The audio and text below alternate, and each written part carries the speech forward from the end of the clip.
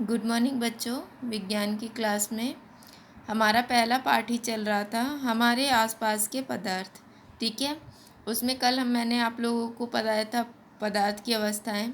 ठीक है, अब हम लोग पदार्थ के कणों के अभिलाक्षणिक गुण पढ़ रहे थे, जिसमें मैंने आपको पॉइंट्स कुछ बताए थे कि पदार्थ के कणों के बीच रिक्त स्थान होता है, पदार्थ के कण निरंतर गतिशील होते हैं, पदार्थ के कण एक दूसरे को आकर्षित करते हैं। ठीक है, तो पहला पॉइंट है पदार्थ के कणों के बीच रिक्त स्थान। रिक्त स्थान जो होता है पदार्थ के कणों, हर पदार्थ छोटे छोटे कणों से मिलकर बना है।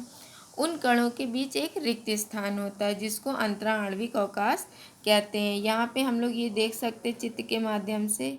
देखो, एक कण ये है और एक कण ये है, जिसमें ये कुछ जगह खाली है, इसी को अंतरा आणविक अवकाश कहते हैं। ठीक है, अब दूसरा पदार्थ हमने लिया, ये भी अंतरा आणविक अवकाश इसमें भी है।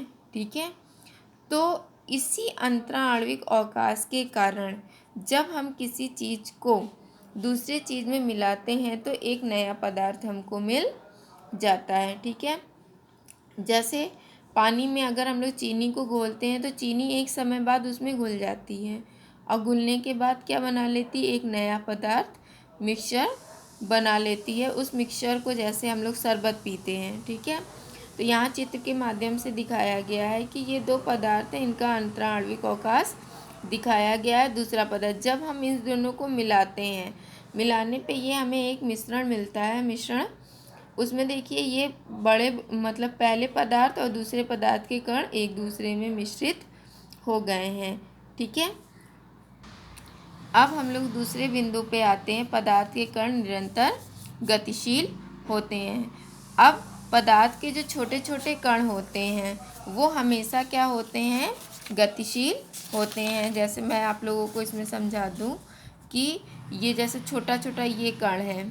ठीक है, तो ये हमेशा आपस में क्या होते रहते हैं, घूमते रहते हैं। कभी ये कण यहाँ आ जाता है, कभी ये कण यहाँ चला जाता है, ये कण यहाँ चला जाता है, ये कण यहाँ चला जाता है। आपस में ये एक दूसरे को क्या किए हुए हैं, आकर्षित किए हुए हैं। तो ये एक दूसरे को खींचते रहते हैं और ये गति करते रहते हैं। ठीक है, जैसे हम लोग एक जार ले लें और उसमें पानी डाल दें, पानी डालने पे कुछ अगर हम लोग इसमें रंग की बूंदें डालेंगे, थोड़ा सा एक चुटकी रंग ले लें, तो थोड़े समय बाद रंग पूरे पानी को क्या कर देगा, लाल कर देगा। अगर लाल रंग ले रहे हैं हम लोग तो ये इसको क्या कर देगा, लाल कर देगा।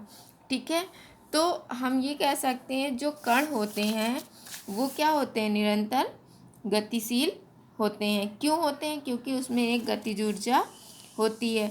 जैसे जैसे ताप बढ़ाएंगे तो गतिज ऊर्जा बढ़ने के कारण क्या हो जाता है, कण तेज़ी से घूमने लगते हैं और तेज़ी से दूसरे पदार्थ में मिल जाते हैं। जैसे हम लोग पानी में चीनी को घोलते जाएं तो एक समय बाद क्या होता है, चीनी घुलना बंद हो जाती है, लेकिन अगर हम उसको गर्म कर दें तो वो चीनी और भी तेज़ी से घुल जाएगी। ठीक है, पदार्थ के इसी गुण को क्या बोलते हैं, विसरण भी कहते हैं। विसरण मतलब डिफ्यूज़न।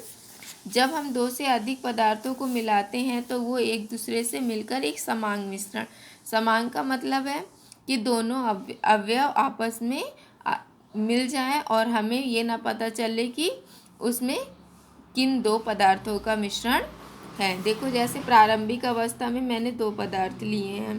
ठीक है, एक के कण ये हैं, दूसरे के कण ये हैं, ये मिलकर एक नया पदार्थ। देखो, इसमें छोटे छोटे कैसे कण आपस में मिक्स हो रहे हैं, एक दूसरे के जगह ले रहे हैं, क्योंकि ये गतिशील है। ये वाले हरे वाले कण देखो इधर आ रहे हैं, लाल वाले कण उधर जा रहे हैं, और कुछ समय बाद विसरण के पश्चात पूरे कण आपस में मिल जाते हैं। तीसरे बिंदु पे हम लोग आते हैं, पदार्थ के कण एक दूसरे को आकर्षित करते हैं।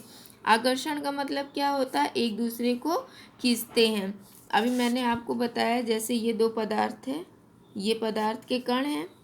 ठीक, तो ये इसको खींचेगा और ये इसको खींचेगा। ठीक है, इसी तरीके सारे कण क्या हैं, एक दूसरे को खींचते रहते हैं, ये ऐसे। ठीक है, जिसके कारण क्या है, पदार्थ आपस में बंधे रहते हैं एक दूसरे से।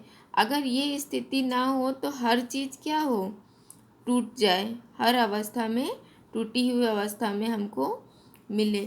तो सारे कण एक दूसरे को बांधे रहते हैं, ठीक है।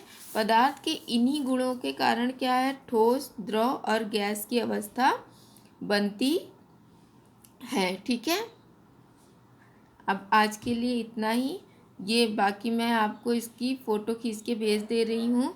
आप इतनी सारी चीज़ों को अपनी अभ्यास पुस्तिका में उतार के मुझे दिखाएंगे और याद करेंगे, ठीक है। धन्यवाद।